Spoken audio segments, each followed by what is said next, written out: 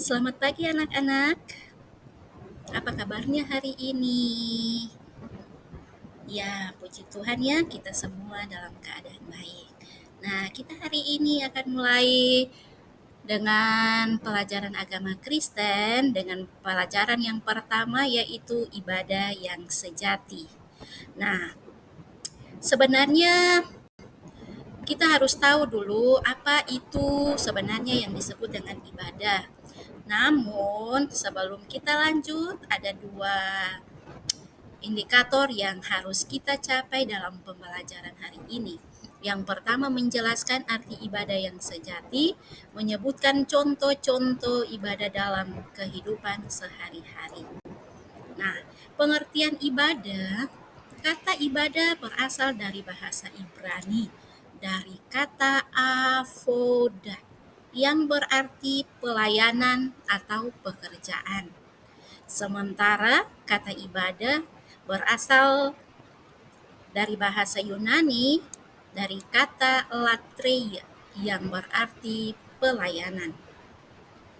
Ya baik anak-anak, secara umum pengertian ibadah yang sejati adalah ibadah yang murni atau ibadah yang berkenan kepada Allah.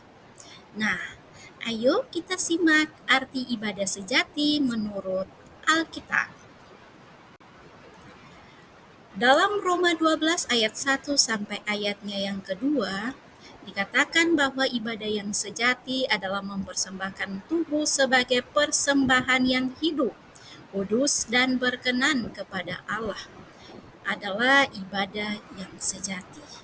Sementara dalam surat Yakobus 1 ayat 26 sampai 27, ibadah yang sejati adalah mengendalikan lidah, mengunjungi yatim piatu, dan janda-janda.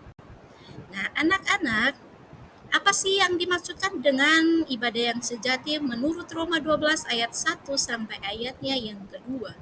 Maksudnya adalah dengan mengabdikan semua pikiran, perkataan, dan perbuatan atau tindakan sesuai dengan kehendak Tuhan.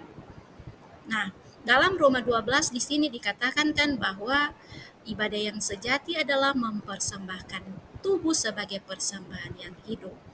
Nah, dengan demikian segala hal yang berpusat pada pikiran dan perkataan serta perbuatan yang kita lakukan dalam kehidupan kita sehari-hari itu harus sesuai dengan kehendak Tuhan.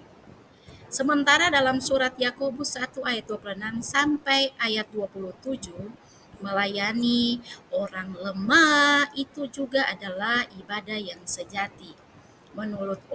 Menolong orang miskin, membantu orang kesusahan, menghibur teman yang sedih, bersahabat dengan semua orang, berkata jujur, bersikap ramah dan sopan, serta tidak mementingkan diri sendiri. Nah, anak-anak, dengan demikian ibadah tidak hanya sebatas dilakukan di gereja atau tempat ibadah ya, namun ibadah ini dapat kita lakukan di semua tempat, di mana saja kita ada, baik di rumah, di sekolah, di jalan, di tempat bermain, tempat rekreasi, di mall, bahkan di semua tempat saat kita ada dan beraktivitas, kita bisa mencerminkan yang namanya ibadah. Karena itu, di awal tadi dikatakan bahwa ibadah tidak hanya sebatas ada dalam gedung gereja atau tempat ibadah, tetapi dapat dilakukan di situasi di mana saja kita ada. Nah, demikian materi yang dapat Ibu jelaskan di saat ini. Sekian dan terima kasih, Tuhan Yesus memberkati. Sampai ketemu lagi di pertemuan berikutnya. Shalom.